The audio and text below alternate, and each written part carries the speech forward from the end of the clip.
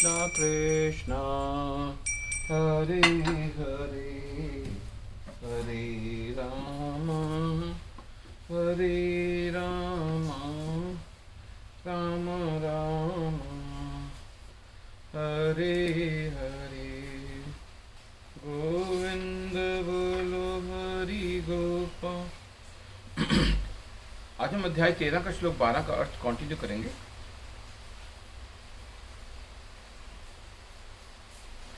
सामान्यतः जब हमें इच्छित वस्तु मिल जाती है तो हम अत्यंत प्रसन्न होते हैं, और जब अनिच्छित घटना घटती है तो हम दुखी होते हैं। लेकिन यदि हम वास्तविक आध्यात्मिक स्थिति को प्राप्त हों तो ये बातें हमें विचलित नहीं कर पाएंगी। इस स्थिति तक पहुंचने के लिए हमें अटूट भक्ति का अभ्यास करना होता है। विपत्त हुए बिना कृष्ण भक्ति का अर्थ होता है भक्ति की नव विधियों, कीर्तन, श्रवण, पूजन आदि में प्रवृत्त होना, जैसे 9वें अध्याय के अंतिम श्लोक में वर्णन हुआ है।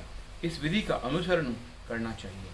यह स्वाभाविक है कि आध्यात्मिक जीवन शैली का अभ्यस्त हो जाने पर मनुष्य भौतिकवादी लोगों से मिलना नहीं चाहेगा। इससे उसे हानि पहुंच सकती है।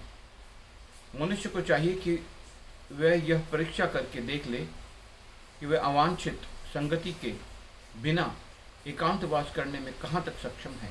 वह स्वाभाविक ही है कि भक्त में व्यर्थ के खेल कूद या सिनेमा जाने या किसी सामाजिक उत्सव में सम्मिलित होने की कोई रुचि नहीं होती, क्योंकि वह ये जानता है कि यह समय व्यर्थ गंवाना है। कुछ शोध छात्र तथा दार्शनिक ऐसे हैं जो काम वासनापूर्ण जीवन या अन्य विषय का अध्ययन करते हैं, लेकिन भगवद गीता के अनुसार ऐसा शोध कार्य और दार्शनिक चिंतन निरर्थक है।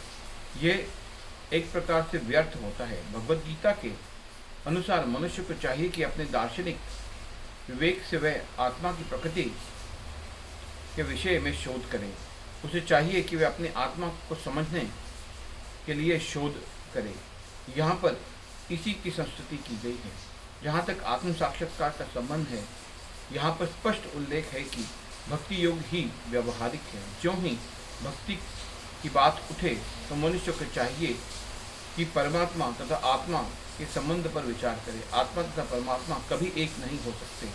विशेषतः भक्ति योग में तो कभी नहीं। परमात्मा के प्रति आत्मा की यह सेवा नित्य है, जैसे स्पष्ट किया गया है। अतएव भक्ति शाश्वत नित्य है। मनुष्य को इसी दार्शनिक धारणा में स्थित होना चाहिए। श्रीमद् भगवद गीता में 1-2-11 व्याख्या की गई है। वदन्ति तत्त्वविदस्त्वं यंज ज्ञान द्वयम्। जो परम सत्य के वास्तविक ज्ञाता हैं वे जानते हैं कि आत्मा के साक्षात्कार 3 रूप में किया जाता है: ब्रह्म, परमात्मा तथा भगवान। परम सत्य के साक्षात्कार में भगवान पराकाष्ठा होते हैं। अतएव मनुष्य को चाहिए कि भगवान के समझने के पद तक पहुँचने पर और भगवान की भक्ति में लग जाए। यही ज्ञान की पूर्णता है। विनम्रता से लेकर भगवत साक्षात्कार तक की विधि भूमि से चल कर ऊपरी मंजिल तक पहुंचने के लिए सीढ़ी का समान है। यह सीढ़ी में कुछ ऐसे लोग हैं जो अभी पहली सीढ़ी पर हैं, कुछ दूसरी पर, कुछ तीसरी पर, किंतु जब तक मनुष्य ऊपरी मंजिल पर नहीं पहुंचता, जो कि कृष्ण का ज्ञान है, तब तक वह ज्ञान के निम्नतर अवस्था में होता है। हरे कृष्णा हरे कृष्णा।